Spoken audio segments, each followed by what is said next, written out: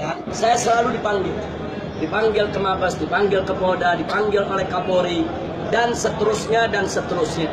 Jadi waktu mau aksi tanggal 28 kemarin kita dipanggil polisi. Tujuannya singkat, kita mau dipres, kita mau ditekan supaya aksinya batal, supaya aksinya gagal. Begitu juga yang tanggal 5 besok. Kalau saya ada di tempat, mereka akan ingkar, mereka akan panggil, mereka akan macam-macam mereka lakukan supaya aksi ini gagal. Bagi saya tidak ada masalah, saya mau ditangkap, saya mau dibunuh, tidak ada masalah. Cuma yang jadi persoalan, ini kita perjuangan bukan perjuangan sendiri, tapi perjuangan tim, perjuangan rame-rame. Bukan perjuangan saya sendiri. Kalau saya dipegang, saya dipres, saya disandera, saya khawatir nanti teman-teman yang sedang bergerak jadi lemah. Akhirnya mereka mengarah, membatalkan daripada aksi yang sudah diumumkan ke umat. Itu yang saya nggak mau. Jadi saya nggak mau itu terjadi. Pokoknya aksi jalan terus, tidak ada urusan saya disandera, saya mau diperiksa, mau ditangkap, nggak ada urusan. Yang sudah kita buat aksi, jalankan itu aksi. Supaya mereka tahu kalau ini bukan kerjaan saya sendiri. Ini kerjaan umat dari mana-mana. Kerjaan habaib, kerjaan ulama, kerjaan pondok-pondok pesantren, kerjaan ormas-ormas Islam dari berbagai macam golongan.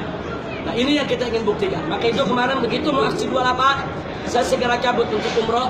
Sengaja supaya tidak ada yang bisa mereka sandera. Sehingga teman-teman kemarin alhamdulillah turun dengan tertib, bagus, ratusan ribu yang turun. Dan insya Allah besok tanggal 5 akan lebih banyak lagi yang turun untuk menegakkan keadilan. Jadi ini yang saya mau sampaikan, kita tidak akan mundur, kita tidak akan pernah mundur apapun yang terjadi. Nah, saya mau tanya lagi semua, sekali lagi, siap berjuang? Siap. Siap jaga Indonesia? Siap. Siap tegakkan kalimat Allah? Siap. Siap bersatu? Siap. Siap di belakang komando para ulama? Siap. Takbir! Allah! Sallu ala nabi. Sebelum kita akhiri, kalau ada satu atau dua pertanyaan silakan. Silakan.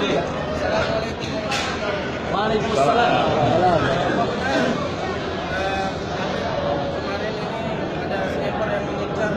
Ya, pertanyaan bagus. Saudara, sebetulnya peristiwa itu bukan kemarin. Peristiwa itu sudah lama. Sekitar sebulan yang lalu ada penembakan tersebut. Sengaja saya rahasiakan. Sengaja saya diamkan. Lo kenapa nggak lapor polisi? Bagaimana melapor? 3 posko FPI di bom molotov. Sampai sekarang pelakunya nggak pernah diperiksa, nggak pernah ditangkap. Kemudian saya gelar tablik akbar, ada bom mobil yang diledakkan. Dan 2 mobil lagi bomnya tidak meledak, saudara. Dan nggak diproses sampai sekarang. Kemudian ada Novel Baswedan, mukanya disirami dengan air keras. Pelakunya sudah ketahuan kok. Kita sudah deteksi, pelakunya ketahuan. Yaitu pelakunya seorang pengusaha keturunan, saudara, yang punya usaha dalam kemasan kelautan dan memakai 2 preman dari timur untuk menyirami daripada yaitu Novel Baswedan dengan air keras. Nah sekarang orangnya udah ada, identitas ada, udah diproses. Jadi mau ngapain repot-repot saya laporin soal penembakan, saudara? Jadi jangan mimpi kita laporkan ke mereka, mereka akan proses. Nah maka itu saya tidak pernah permasalahkan itu. Tapi begitu kemarin saya berangkat, akhirnya ada orang-orang di sekitar kita yang membocorkan peristiwa tersebut. Jadi saya berangkat bukan karena penembakan tersebut. Penembakan tersebut sudah terjadi sebulan yang lalu, bukan baru kemarin. Tapi saya berangkat karena saya tidak mau disandera untuk membatalkan aksi 28 atau aksi tanggal 5 Mei besok. Aksi 28, aksi 5 Mei itu sesuai menurut undang-undang, tidak melanggar undang-undang. Dan nggak boleh ada menghalangi. Dalam undang-undang Indonesia, siapa yang menghalangi seseorang menyampaikan pendapatnya di muka umum sesuai peraturan, maka orang tersebut bisa dipenjara sebanyak 1 tahun. Jadi kalau polisi menghalangi umat Islam melakukan unjuk rasa damai, polisi bisa kena pidana 1 tahun penjara ya kawan. Karena itu mereka nggak bisa maksa, cara mereka menyandera kita. Diisukan dengan macam-macam isu, ditakut-takuti dengan perkara, diperiksa, supaya teman-teman membatali daripada acara tersebut. Sama dengan aksi 313. Kiai Khotib sebagai panglima, besok digelar aksi, malam ini ditangkap. Tujuannya apa? Supaya aksi batal. Tapi saat itu kita ambil alih, nggak bisa. Kiai Khotib ditangkap, itu bagian resiko perjuangan. Kita akan terus berjuang agar beliau ini segera dibebaskan. Tapi aksi 313 tetap harus digelar oleh umat Islam. Jadi jangan gara-gara 1-2 kiai ditangkap aksi batal. Enggak. Hatta saya ini ditangkap, dipenjara, dibunuh lagi ya kawan.